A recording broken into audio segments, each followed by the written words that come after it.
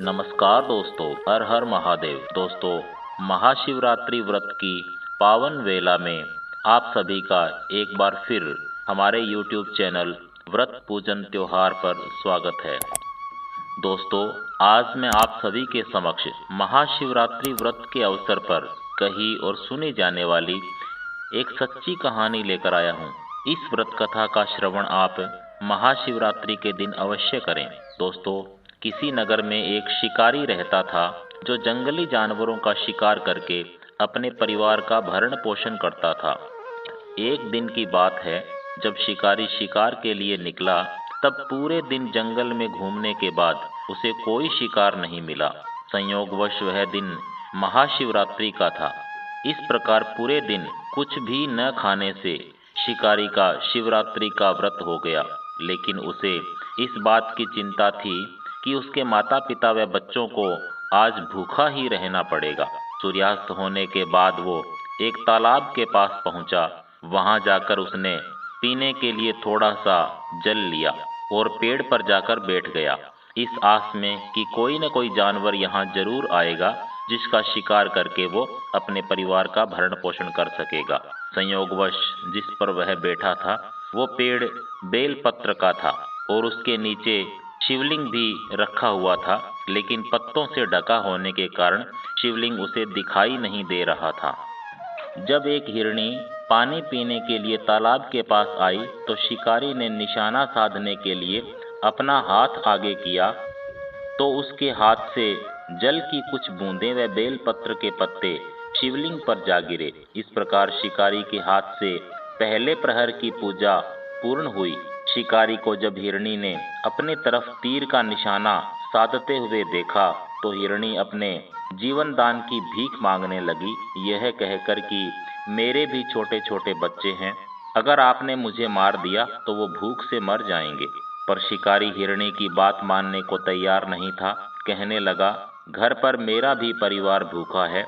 आज पूरे दिन से मेरे बच्चों और माता पिता ने कुछ भी नहीं खाया है। तो हिरनी कहने लगी, एक बार मुझे अपने बच्चों के पास जाने दो, मैं लौटकर फिर आपके पास आ जाऊंगी, फिर आप मुझे मार देना। तो शिकारी हिरनी की बात मानने को तैयार नहीं होता है और कहने लगता है कि नहीं, बाद में कोई नहीं आएगा। तो हिरनी कहने लगी, तुम मुझ पर विश्वास करो, मैं शीघ्र ही लौट आऊंगी। अगर मैं लौटकर नहीं आई तो मुझे वो पाप लगे जो एक शिवद्रोही को लगता है। इस प्रकार शिकारी ने हिरनी को छोड़ दिया और हिरनी अपने बच्चों के पास चली गई। थोड़ी ही देर में शिकारी क्या देखता है कि एक मोटा ताजा हिरण जल पीने के लिए उस तालाब की ओर आ रहा है। उसने शिकार करने के लिए जैसे ही अपने हाथ आगे बढ़ाए तो फिर से कुछ जल की बूंदें और बेलपत्र के पत्ते शिवलिंग पर संयोगवश उसके हाथ से गिर जाते हैं। इस प्रकार शिकारी की दूसरे प्रहर की पूजा भी पूर्ण हो जाती है। जैसे ही हिरण ने शिकारी की ओर देखा कि शिकारी उस ओर निशाना साधे हुए है, तो हिरण बोला, ये आप क्या कर रहे हो? मैं तो घर पर अपने बच्चों को छोड़कर यहाँ आया हूँ। अगर आपने मुझे मार दिया तो मेरे बच्चों का क्या होगा? आप मुझे कुछ समय दो ताकि मैं अपने बच्चों को किसी सुरक्षित स्थान पर छोड़ आऊं। मैं आपके पास थोड़ी ही देर में लौटकर वापस आ जाऊंगा। इस प्रकार शिकारी ने उस हिरण को भी जाने दिया। थोड़ी ही देर में दोनों हिरण घर पहुंचे और अपना वृतांत एक दूसरे को सुनाते हुए बोले कि हमें शिकारी के पास जाना है। हिरणी बोली, पहले मैं जाऊंगी। तो हिरण ने कहा, एक माँ के बिना बच्चों की देखभाल कैसे होगी? आप रहने दो, मैं जाऊंगा। तो हिरणी ने कहा, नहीं, आपके जाने के बाद हमारा इस दुनिया में कोई नहीं है, हम सब अकेले पड़ जाएंगे, इसलिए आप बच्चों को संभालो, मैं शिकारी के पास जाऊंगी। फिर दोनों ने अपने बच्चों को समझाया और दोनों ही शिकारी के पास चल पड़े। तो बच्चों ने देखा, जब हमारे माता पिता ही जा रहे हैं तो हमारा इस दुनिया में कौन है? ऐसा सोचकर बच्चे भी उनके पीछे चल पड़ते हैं।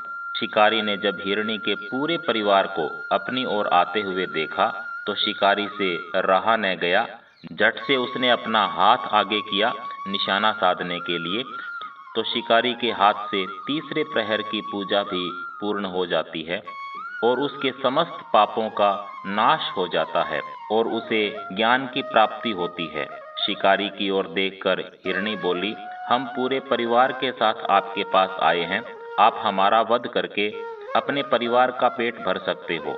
लेकिन ज्ञान प्राप्ति के बाद शिकारी के मन में विचार आया कि मुझ मूर्ख से तो ये अज्ञानी पशु ही धन्य हैं, जो कि मेरे परिवार के लिए अपना बलिदान देने जा रहे हैं, और मैं इस दुर्लभ मनुष्य देह को पाकर भी एक हत्यारा बन चुका हूँ। यह सोचकर शिकारी के मन में दया का भाव आता है और हिरणी के पूरे परिवार को वह छोड़ देता है।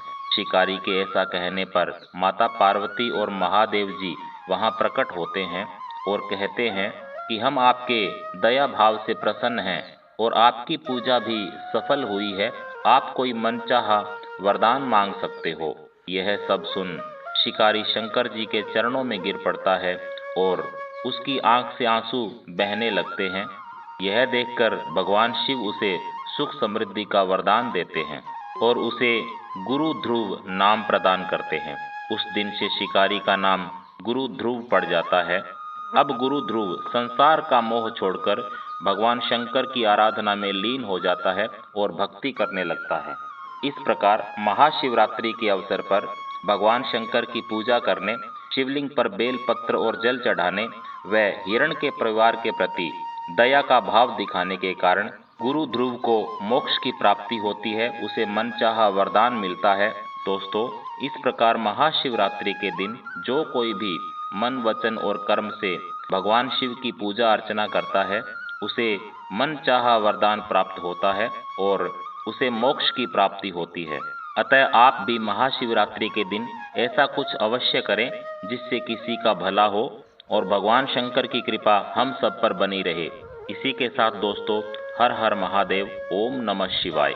अगर आपको यह व्रत कथा पसंद आई तो इसे लाइक अवश्य करें, अपने दोस्तों के साथ शेयर भी करें। अगर आप चैनल पर नए हैं तो हमारे चैनल को सब्सक्राइब अवश्य करें।